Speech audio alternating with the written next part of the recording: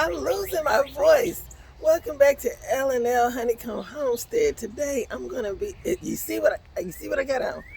It's in the 80s, y'all. It's high 80s, and I'm happy. But tomorrow it's gonna be a whole different story. It's gonna be rain, so I'm just gonna take advantage of what I got right now going on. But welcome to L&L Honeycomb Homestead. Like I was gonna say in the very beginning, look how the sun, y'all, the sun. So the other day when I was doing the bins for the sweet potatoes and the potatoes, I told you what I was going to plant in there with them. Okay. So as I was doing more research on the sweet potatoes and the way the weather has been and everything, I'm going to have to wait to put those two vegetables in. I have to wait till the temperatures get a certain temperature and stay there in the evenings and in the mornings. Okay. So thing is, I can plant the other stuff and they'll be fine. So that can be working its way, getting ready and all that jazz. And the second thing is when I get ready to get those in there, it's going to be probably after our frost date, which is on the 12th and the 13th. But I'll probably wait another week before I get them in. It all depends on how this weather, because we've had in May snow. Okay. Yes. In May we had snow too. So we don't know how this weather is, but I don't want to lose no crop. I don't want to lose no type of vegetables due to it, molding because there's so much rain and all that other jazz. So just to be on the safe side, I'm going to wait until after our frost date, that's on the 12th and 13th, to do the sweet potatoes and the potatoes. I have to wait on the sweet potato to get it slips. Y'all, it takes forever for slips to come on sweet potatoes. But the potatoes, as you saw in the video, those are ready. I just have to make sure that the weather is right before I put them in so they won't mold or anything else. So in further ado, you're going to be with me while I'm planting in those other little things that can go in those beds while we're waiting on the weather to be right for those potatoes. Let's go. Okay, y'all, so since I'm going to be busy and doing the most, and if you're doing the most as well, and you just don't have that time to get your stuff out in the garden like you want to, this is a better way. I mean, a better and effective way that you can get your seeds growing really fast, germinating, and also making it as a greenhouse. Now, everything that I'm doing as far as you see as in cups, this is an experiment for me because this is something that I wanted to try out and see if I was really interested or wanting to do my gardening this way. No, I won't be doing it like this next year. Not in no cups. I'm going to stick to what I was doing before, and that is using these jugs, okay? With these jugs, you can use containers, any type of containers. I prefer these gallon jugs, milk gallon jugs, tea gallon jugs. I like them like this, okay? But you can get any kind, okay? That's just my preference as far as this. So what you do is, I was just talking to one of the subscribers that I have and letting them know and talking it through to them by sending it through my little message back to them.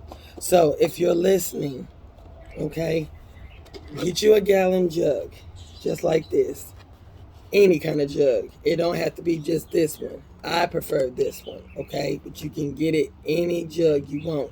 You want to put you some soil in there, at least by that line anyway, because it got lines on it. If you really look at it, you can put some right at that line, or you can put some right above it. Put you some drill holes in there. If you can see the drill holes, they're in there. If not, it's because it's packed in there with soil, so you can't see it. But I'll show you another one. It's like this. You see those holes? Okay. You want to drill you some holes in there, or however you want to put your holes. Just make sure it's got some drainage holes in there. The next thing you want to do is cut it. You want to cut this container up, your jug container. You want to cut it all the way around till it reaches the meeting point. That way you can kind of bend it back and open it. You don't want to kind of cut it completely off. You want to be able to open and close it, okay? After you do that, you want to put your type of soil in there. You want to use your soil and put you some soil in there. Make sure it's good and even all in there. The next thing you want to do is get you whatever packet of vegetable that you want to plant. I'm going to put some cilantro in here, okay? This is what I'm going to put over there where I just said I was going to put it. Right over there where those sweet potatoes and those potato beds are going to be. I want to put this inside this container. So that way I won't have to deal with that funky cat that's in our block.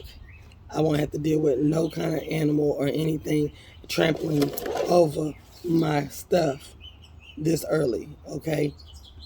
So if you want to get a head start, this is how you would do it. You would take your cilantro seeds. Let me get some more because that one was already used up. It'll tell you it takes 70 days to sit here and harvest that, okay? And it'll tell you this is the month to start doing them. So what you're going to do is you're going to open that up. Okay, just so. These are kind of tough to open up. You know how they got that sealed pretty good. So you want to be careful when you open it so your seeds won't get dumped out. Okay, so you're going to take your cilantro seeds. It doesn't matter how many you want. You get as many as you want in here. And you're going to sit here and you're going to put your cilantro seeds inside of the container. And I'm going to show you. These things are kind of small, so you want to be careful when you do it. You want to put you some holes in there so you can stick your seeds in it. So I poke at least about 9 holes inside the container. Then I go back in with my cilantro seeds and drop them in each hole.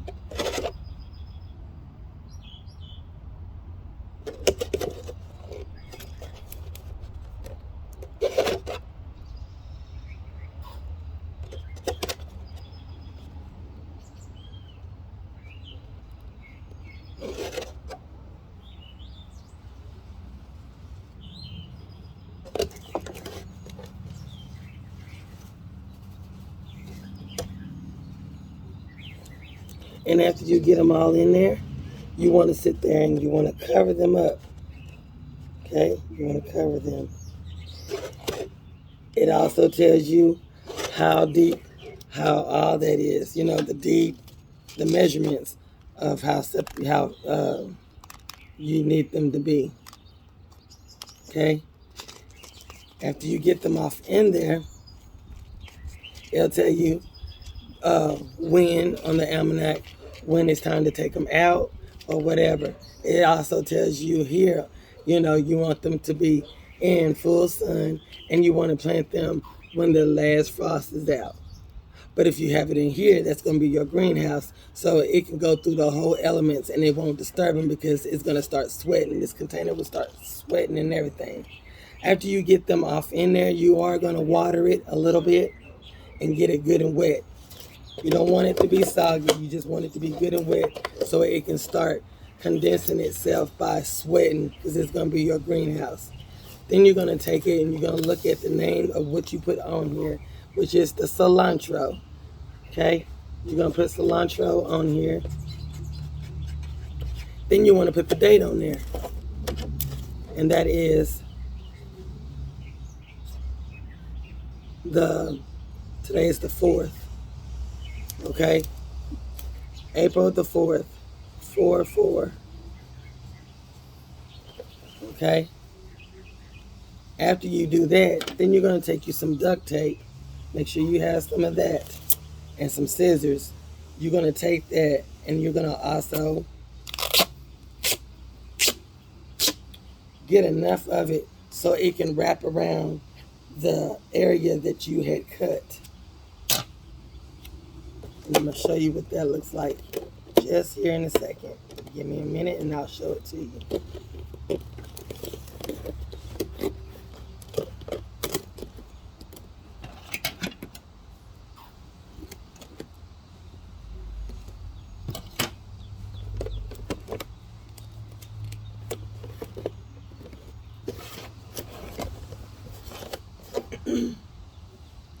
Y'all excuse my voice.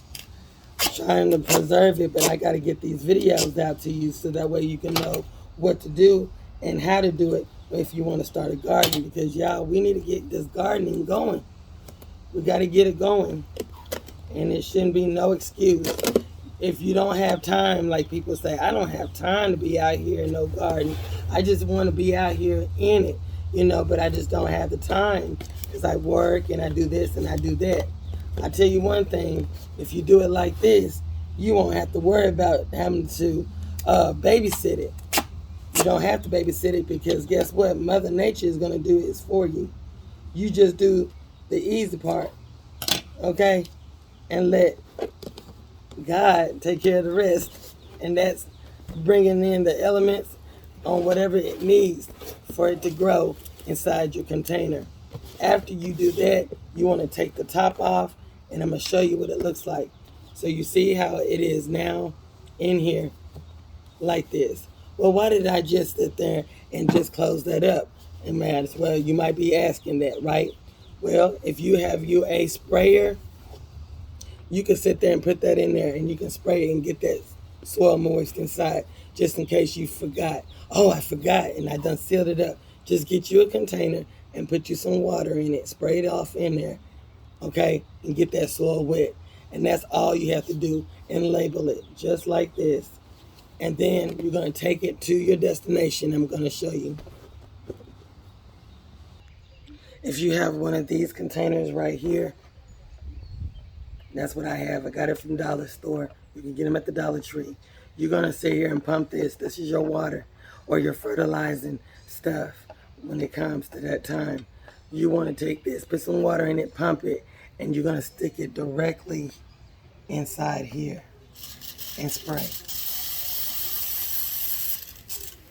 This will water it. It will water the soil inside here. You want it just to get it good and moist. Just to get the soil good and moist. Okay? After your container is good and moist, you want to take it to whatever location you got going on. So this is my location. I'm going to stick this bad boy in here. This is a part of a pallet. I'm going to put some fabric or whatever inside there, or maybe just clean that area right there up and put some fabric around it so that way no grass can grow back off in there. Okay, so in the meantime, or I might just put my grow bags in here. It's just whatever you want to put in here, okay? And I'm going to set this right on top of it. It's going to be the miniature greenhouse. I'm going to line a whole bunch of this stuff up in here, marigolds and everything inside here. You can put your plants, your flowers, whatever, inside there by seed and just let it do its job, okay? It's going to get hot. It's going to rain. It's going to do all of that, and it's going to catch it right there in the top. Let it do its thing. You're going to start seeing it grow. Then when it's time to put it in your beds, guess what?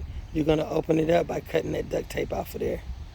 When you finish cutting that duct tape off of it, then you're going to sit here and you're going to cut out whatever, how many you have that you planted and put it in your garden bed. Just like that. You could do as many as you want. Okay? As many as you want. So, y'all, if that's a quick, effective way, yes. Do you have to babysit it? No. You just leave it alone. Let it do its thing. When it's time to take it out to your garden beds, that's all you got to do is open up that container and put all that good stuff off in there. You ain't got to worry about nothing else. Nothing else. Nothing else. It's just that simple. Yes, it's simple, but I did not know nothing about it. And there's a lot of people that don't know nothing about it or how to get started growing. If you are in an apartment and you want to grow something, right? Get you a tub, one of them little clothing totes that you used to storage all your stuff in. Do it the same way. Put you some holes in the bottom of it. Put you a lot of sticks and all that stuff, debris, off in there and some of your scraps and put them off in there and build that bed up till you get about halfway full or right mid full, and then put your favorite choice of soil in there. And if you got a head start just like this with your gallon containers that have been sitting out there, when it's time to put them inside your totes, guess what? You got your miniature garden. Okay, that's one way to do it when you don't have no yard. That's one way to do it if you are getting a whole bunch of food and you want to grow a lot of food. That's one way to do it. That way it gives you time to go ahead and get your beds and stuff ready, and you can be putting your seeds in these containers until it's time to put them out there in your beds. Okay, so I think that is all for today. I have a lot of those that I'm going to be doing, and it's already a long video, but I'm just letting you know what I'm getting ready to do over there until it's time for me to get my potatoes and put them in there, and sweet potatoes as well, inside those beds. Get it started just like that so you won't have to be worrying about it. So you can go ahead and go on to another project that you have going as far as growing your food. So until then, thank you for coming to L&L Honeycomb Homestead. I hope you enjoyed this quick video. And hey, y'all grow and have a blessed day. Bye.